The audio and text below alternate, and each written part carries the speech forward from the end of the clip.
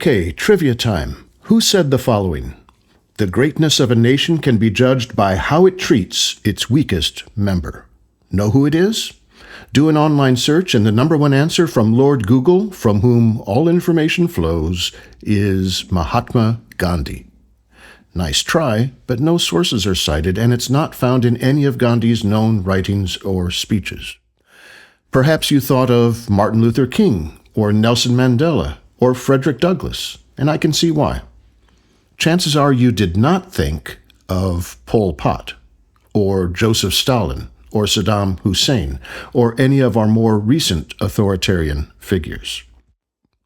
Ethics, whether national or personal, must include some accounting of how we treat those who can neither help us or hurt us, of how we defend the defenseless, or don't, and of how we embrace the marginalized, or leave them to their own state. We at Making Our Way are most fortunate to count among our friends those who aspire to and often attain this ethical sensitivity. We keep them close so they can help keep us true. One such friend is Maria Mathieson, whom we met in our last episode called A Level Playing Field. Here is her story so far. Maria is the executive director of Peabody Preparatory at Johns Hopkins University. Peabody Prep engages in programs such as Tuned In and Pathways that reach talented and aspiring musicians, dancers, and artists in under-resourced communities. Maria also serves on the board of Equity Arc, a national coalition dedicated to increasing racial equity within the field of classical music in the United States. You may recall a recent 60 Minutes segment about Equity Arc and its efforts in coalition with the President's own United States Marine Band to provide a coaching and performance opportunity for disadvantaged musicians. After the President's anti-DEI stance, however, the Marine Band had to withdraw from the project. That's when CBS stepped in, and retired military musicians from around the country answered the call to produce a duplicate experience to enthusiastic acclaim. In today's political climate change, what precautions did Maria and her crew take, and what repercussions might they face? Equity Arc is a nonprofit, is that correct? It is. Are you getting, or do you expect to get pressure in our current environment in opposition to the work that you're doing? Yes, for sure. Equity Arc, they... from what we're hearing from our executive director, we certainly, everything has been positive. We're getting really positive feedback around this work. And we're definitely getting, from the Equity Arc perspective, I think they are definitely getting, certainly donations have been coming in, and they've been reached out from other organizations about partnering and what that might look like and what that could look like, to provide additional experiences like this. The concern that we've had, certainly as a board, is in our funders going to be scared off because of this DEI work, because this work is exclusively funding specific. A lot of our partnership is between the Pathways programs and higher education. And that is, I think, where we are seeing a lot of the concerns around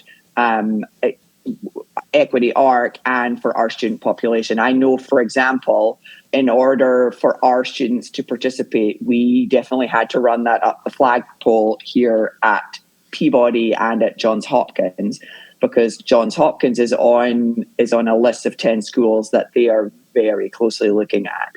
Mm-hmm. And so, we are definitely having to be aware of what is being said, what is being put out there, those type of things, because of that threat of pulling funding.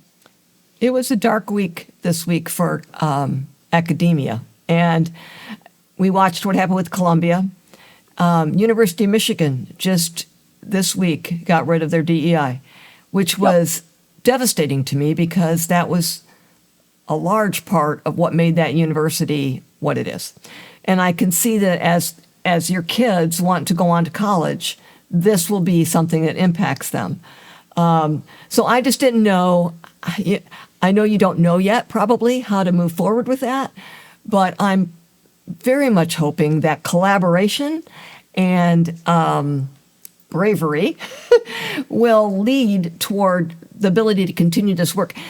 It's interesting, U of M Flint decided to rename their DEI office something else. They put another acronym on it. Now, and they sort of massaged the definitions, but they're trying to go forward. And so it becomes this response, I suppose, to the political environment to try to still do the work, but maybe be a little bit under the radar. And now, all of us know about you because of 60 Minutes. And I didn't know if that in some ways, well, first is a positive because we learned about what you do, but it also puts a target on you in a way. Oh, yeah. In the 60-minute broadcast, prior to it going live as a board with Equity Arc, we did have a conversation and they did pull down the membership list as a preventative, cautionary target, particularly for those that higher ed piece, because that is the one that I think we are, obviously that is where, all schools, particularly at that, those sort of the Ivies and the high level schools that, like the known named schools we are all worrying about what that's going to mean, what that's going to impact. And, we've certainly had internal conversations around what's on our website, what is this going to look like? And, around our Tuned In program, which, we are dealing, how do we talk about our Tuned In program and not impact what it is we actually do in Tuned In? And, we are Tuned In is actually, because we are dealing with, kind of financial need is one of our sort of elements of qualification. It means that, we certainly, but we're also, financial need, Baltimore City, predominantly, like focus Baltimore City, but also Baltimore County, as well as sort of the endangered instrument. And, kind of particularly for pathways, the merit piece, if, you're super talented, that type of thing. So we have a very diverse group that participate in Tuned In, but because we focus on Baltimore City, it does mean we lean much more African American, just because that's the demographic population that we have. I wanted to follow up on the impact, I guess, of the 60 Minutes and everything that's happened. Have you seen people are more educated now on the importance of DEI just in the general public and getting support, because people who maybe before didn't realize my vote matters, that now they realize it does matter, who actually is in control? And I'm just wondering if you've seen any sort of progress that way, that people are now, they have their eyes open and this is something that's important. I mean, I think that's the hope that's what's happening. I definitely think from the response from, that Equity Arc is getting, like the emails that they're getting, the positive that they're getting, that I think for a lot of people, this was it felt like a little bit of a stand.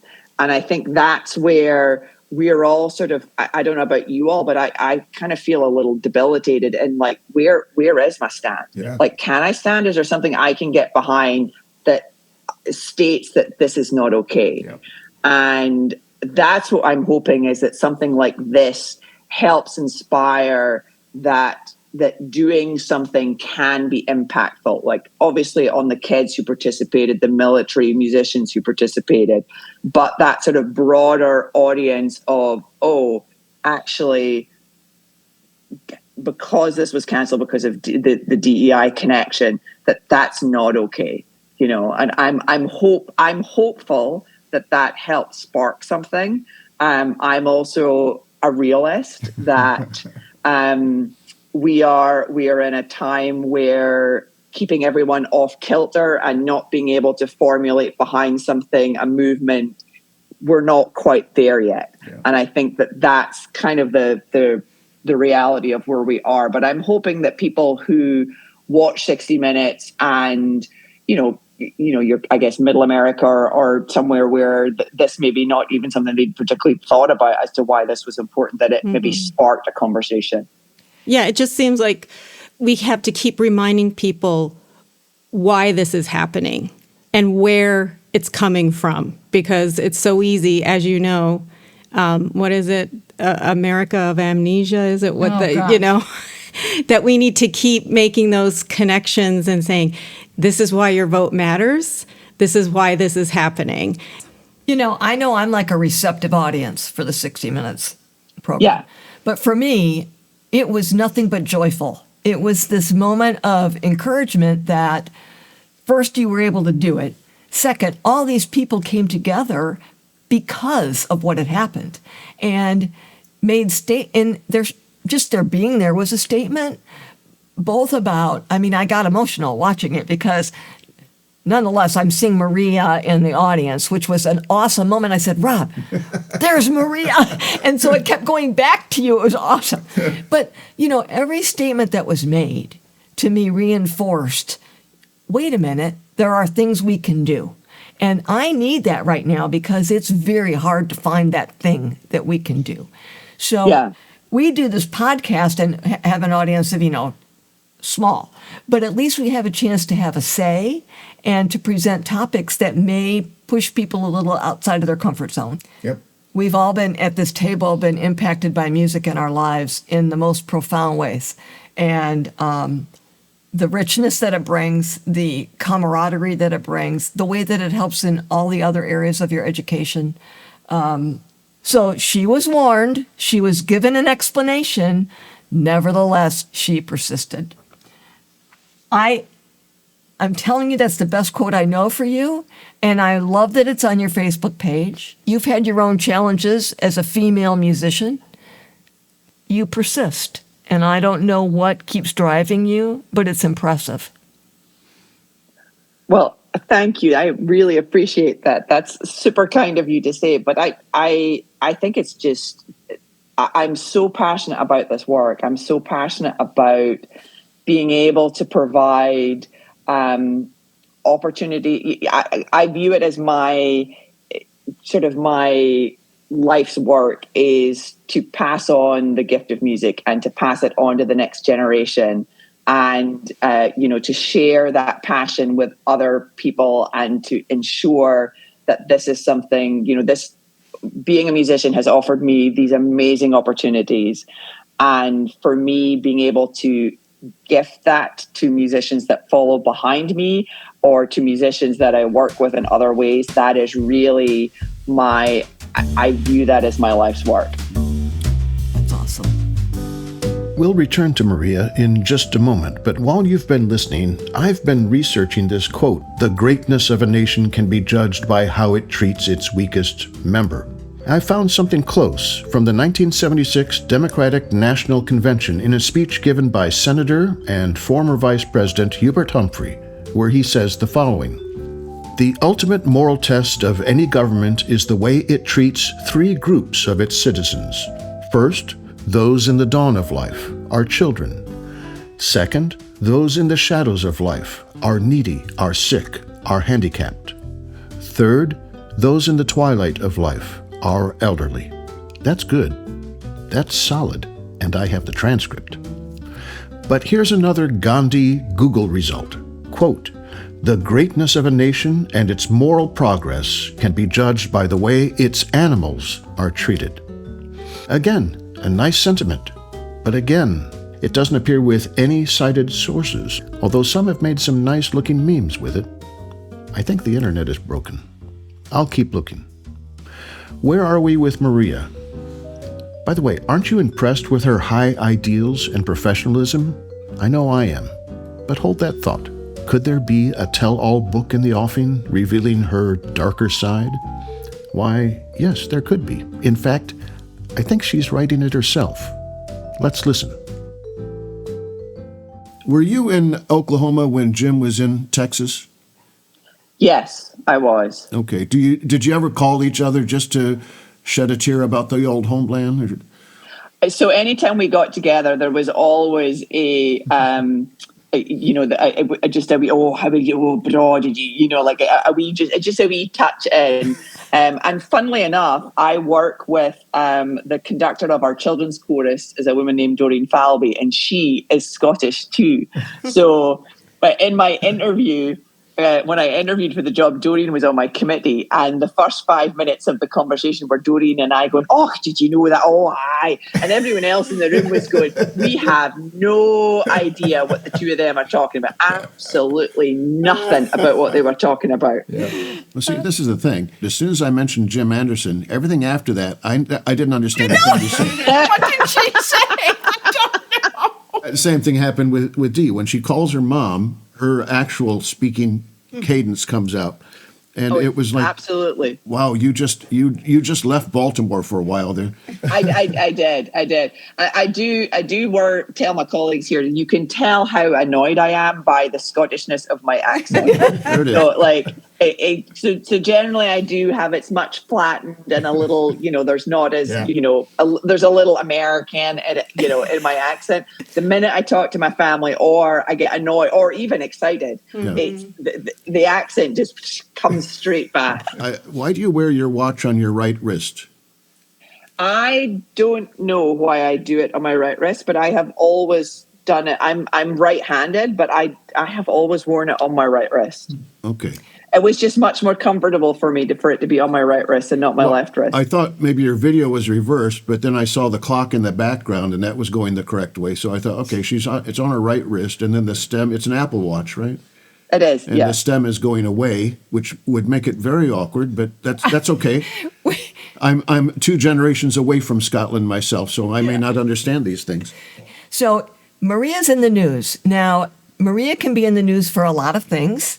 She has the Misadventures of Maria that we all follow. I do, yes. Which connects a little bit to our travel portion of our podcast.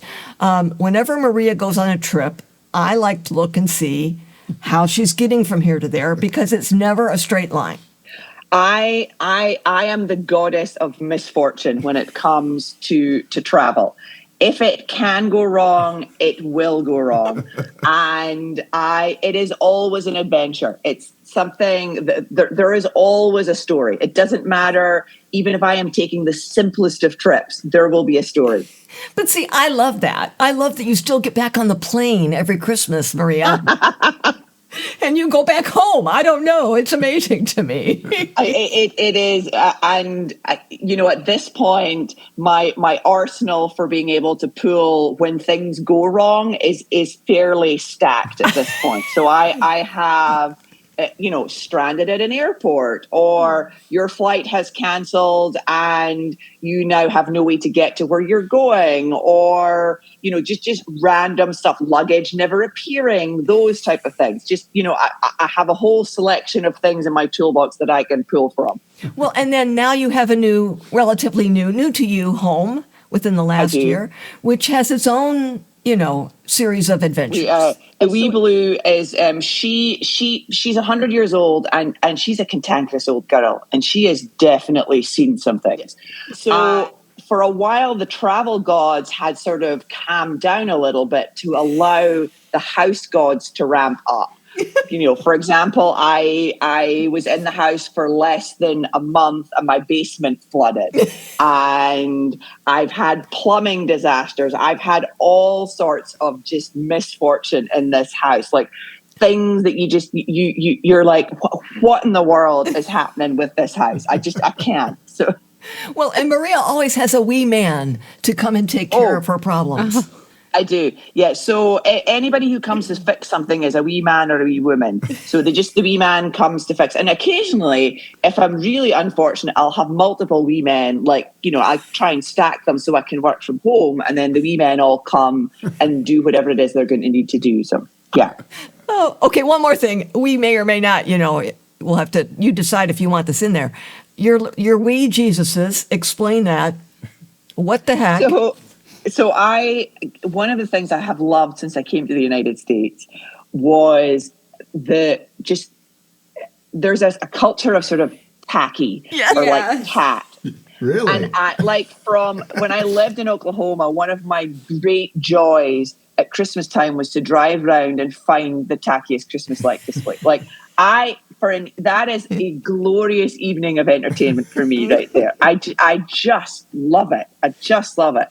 And one of the things that I have absolutely found great delight in is Jesus junk. I love everything. The tackier, the better.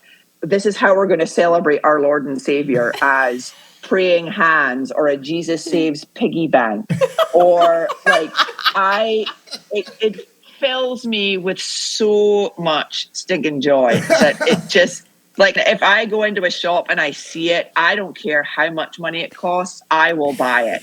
So I have a collection that sits in my office on top of, I have a closet.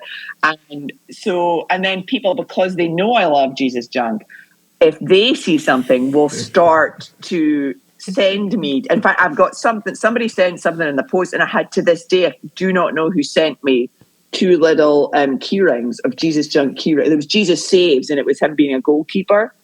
And it is so glorious. And in fact, Marty Michaels was, because his son Justice was auditioning for Peabody, came into my office and saw my Jesus junk collection. He's like, "Oh, Maria, I have the thing for you." So he went home to Brooklyn, went to one of these, I guess, sort of, like the sort of Catholic candles and all this type of stuff. And he brought me back. The next time he came down, he brought me a holographic Jesus that is now sitting in my office, that sometimes sits at the end of my table. So because of my love of Jesus junk, my friend Josie bought 50 miniature Jesuses, mini Jesuses, and she was at the house, and I must have been at the office or something. So she had 50 mini Jesuses around my house, and so every time I go into a closet or I go somewhere, I will find a mini Jesus, and they just sort of like fetch up. And then this past time, I had found like 38 of them, so I was getting pretty close to having found the 50. And of course, now I'm making like Jesus Christmas trees and Jesus 4-leaf clovers out of all my Jesuses. And then she came back, and then I was like, how are there only 25 of them? Only to realize that she had re-hidden 10 of them. So now I'm back finding Jesuses everywhere in my house. I feel like there's a sermon illustration there about, Listen, when we helped an elderly person in our core move, and as a thank you, we were given a lighted Last Supper 3D with plastic flowers. And I know it'll be in your mail. It would be glorious for you. So it became the thing we gave back and forth, Oh yeah. That's like you hang it on somebody else's wall, and it would just fetch up in a toilet. Yeah. Right. Well, and wouldn't you know? So we finally decided to get rid of it. If I'd known you at the time, I know. But we put it out for a garage sale, and we thought, nobody will buy this. And wouldn't you know, Maria, it was the first thing that went. It's like, oh my gosh. Yeah. Anyway, I don't know. Anything, closing things, Jim? No, I like the key ring.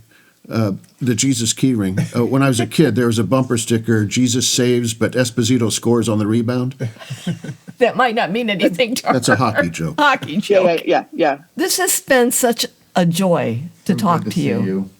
It's so good to catch up with you all. I feel like, time hasn't passed, but it's been forever and a day that I've talked to you all. So it's so good to catch up with you all. And thank you for letting me wax, lyrically-ish about something, about music and, something that I love. And it's just a great opportunity to to chat about it and with people who get what I'm trying to do here.